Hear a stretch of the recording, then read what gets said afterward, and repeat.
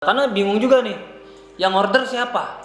Itu kayaknya lebih masuk akal tuh dan bisa jadi project jangka panjang kita nanti. Kali aja saya nih, IO saya jadi tukang, cuannya lumayan tuh. Nah, ini boleh nih. Yang lainnya yang rumahan,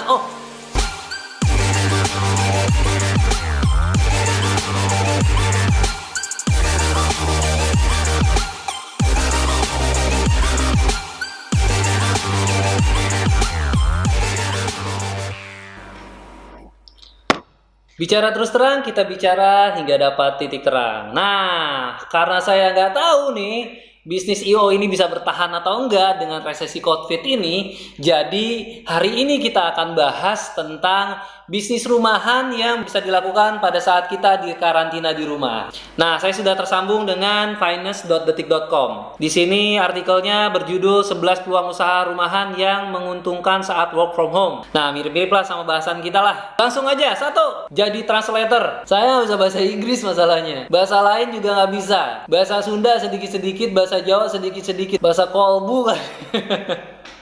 Oke, tapi nggak apa-apa. Ini mungkin bukan buat saya, tapi buat teman bicara di rumah. Jadi teman bicara yang bisa bahasa lain, bahasa Inggris, Perancis, bahasa Arab mungkin, nah bisa jadi translator. Tapi saya nggak tahu ya teman-teman saya yang jual jasa translator, jadi translator ini income mereka masih stabil atau enggak. Karena bingung juga nih, yang order siapa?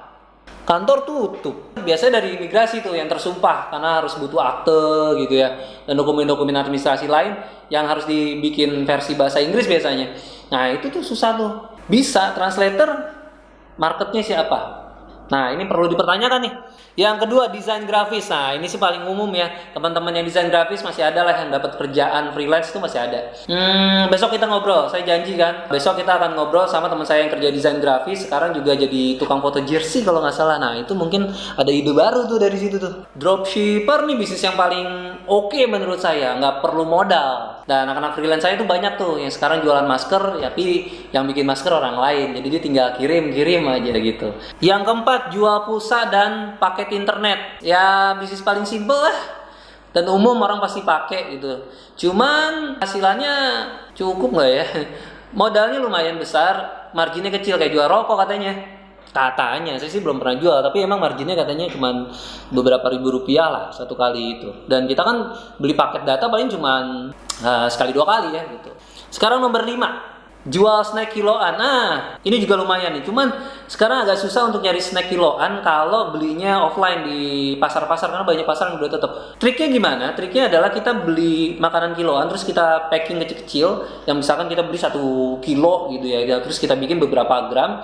Nah, dari beberapa gram ini kalau bisa di branding deh. Kalau nggak di branding kita kurang menarik gitu. Ciri khas UKM gitu tuh. Males branding, paling cuman gambar fotokopi itu biasa itu. Kalau UKM itu, kalau bisa kita branding lah ya kan, biar naikin value sedikit, harga bisa dijual lebih mahal gitu kan. Kendalanya adalah izin rumah tangganya tuh yang kita nggak punya, dan BP POM-nya yang kita nggak punya. Nah gimana caranya? Kalau bisa kita kenal sama suppliernya, orang yang produksi itu siapa. Nah biasanya mereka punya tuh izin IRT.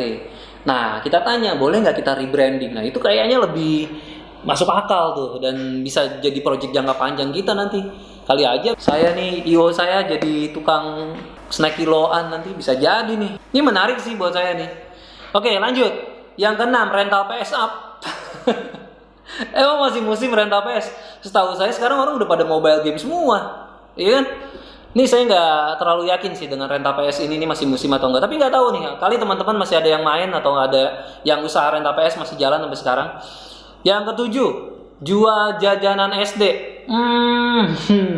Jajanan SD sih lucu nih gitu. Jajanan SD apa yang paling favorit menurut teman bicara deh nih? Coba nanti di-share di kolom komentar ya. Kalau saya paling seneng tuh dulu ada es Tesi namanya. Sebenarnya sih es doger pakai ketan hitam gitu, cuma yang jual namanya Tesi panggilannya. Nah, namanya es Tesi. Yang lain tuh sekarang juga unik-unik tuh. Ada cilung, ada cilor, ada leker, ada banyak deh pokoknya lucu-lucu. Tapi ya saya sih kurang suka jajan dalam kondisi seperti ini karena kebersihannya harus dijamin kan. Jadi lebih baik saya bikin ini di rumah. Tapi kalau kita yang jualan ya it's okay lah. 8. Freelance penulis artikel. Nah ini mungkin korelasi sama blog ya, yang kemarin sempat kita bahas. Ini juga oke sih, karena banyak juga UKM-UKM yang sibuk jualan tapi mereka nggak sempet tuh buat bikin artikel, padahal artikel sangat penting buat ningkatin promosinya di search engine nanti gitu. Nah ini oke nih, masih bisa lah, apalagi modalnya ringan, yang penting punya laptop udah. Kesembilan, nah ini nih, jadi YouTuber. Nah, apa yang saya lakukan sekarang sebenarnya lebih untuk nyari kesibukan positif daripada saya bikin kegiatannya enggak, keluar juga nggak bisa gitu. Ya lebih baik saya bikin YouTube aja. Tapi sobar ini jangka panjangnya mungkin bagus ya, bisa untuk branding perusahaan saya nantinya gitu. Mudah-mudahan tetap bisa bertahan gitu ya. Nah, tapi kalau enggak pun akhirnya saya bisa jadi YouTuber atau enggak, ya saya beralih gitu. Jadi perusahaan yang produksi channel-channel YouTube malah bisa jadi kan kayak gitu. Ya namanya juga usaha ya kan. Lanjut yang ke-10, jasa laundry. Nah ini nggak bisa dipungkirin sih. Mayoritas orang nyuci is oke karena ada mesin cuci, tapi Neriska yang pegel. Ibu-ibu nih kalau bisa curhat gitu. Pekerjaan yang dikurangin lah minimal gitu dari pekerjaan ibu-ibu adalah nyetrika. Jadi kalau bapak-bapak mau bantuin istrinya, coba deh bantuin nyetrika, pasti senang banget. Dan penghasilan laundry itu bukannya kecil men, cuannya lumayan tuh. Nah ini boleh nih, patut dipikirkan untuk jasa yang satu ini. Yang 11, buka penginapan. Nah kalau yang ini malah banyak penginapan yang tutup ya saya rasa ya. Mungkin kalau rumah kontrakan, nah rumah kontrakan juga kemarin karena banyak PHK ya, banyak juga orang yang akhirnya keluar dari rumahnya. Ini kaitan sama dibolehkan atau tidaknya mudik sih sebenarnya. Karena kalau mereka nggak boleh mudik, kasihan juga mereka mau tinggal di mana, rata-rata mereka ngontrak misalkan. Kecuali ya pemerintah ngasih solusi buat orang-orang yang ngontrak gitu kan, biar nggak ngontrak lagi gimana gitu. Kontrakan saya aja kosong tuh. Oke, itu ada 11 peluang usaha rumahan yang bisa dilakukan pada saat work from home atau pada saat karantina COVID-19. Nah, saya mau nambahin deh. Itu tuh yang kemarin kerajinan. Nah, itu juga oke banget tuh.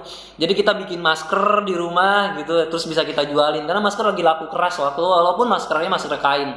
It's okay, itu masih banyak peminatnya.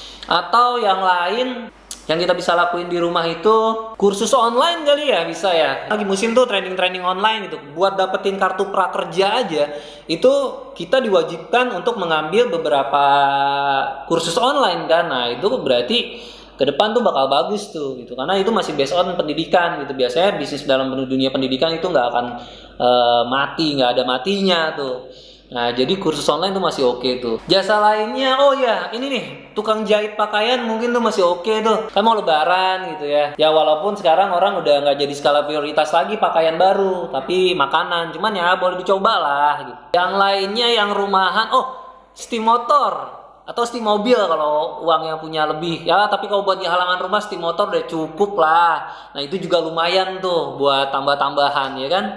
Sebenarnya sih jasa fotografi dan videografi sih, cuman kalau lagi corona gini juga bingung juga ya siapa yang mau ngorder. Atau bikin jasa pembuatan YouTube. Kali ada orang gitu kan gak punya kamera tapi pengen jadi YouTuber ya kan, bisa tuh ya kan, kita jadi konsultannya gitu. Atau yang lainnya lagi bisa jadi ini admin sosial media. Tuh juga tuh keren tuh. Itu juga sangat dibutuhkan. Sekarang kan banyak pengusaha-pengusaha atau orang-orang yang punya restoran-restoran yang tutup banyak tuh. Akhirnya mereka harus promosi akhirnya. Nah, promosinya lewat mana? Admin sosial media tuh biasanya, atau jadi konsultan UKM. Karena mereka lagi punya problem itu dan kita ngasih solusinya. Keren. Tambahan lainnya mungkin ada lagi nih, bikin aquaponik plus ternak ikan. Nah tuh boleh tuh, jadi hasilnya ntar bisa dijual sama kita kan, lumayan. Gak usah jauh-jauh jualnya, ke lingkungan sekitar aja. Mungkin bisa juga bikin Pertamini.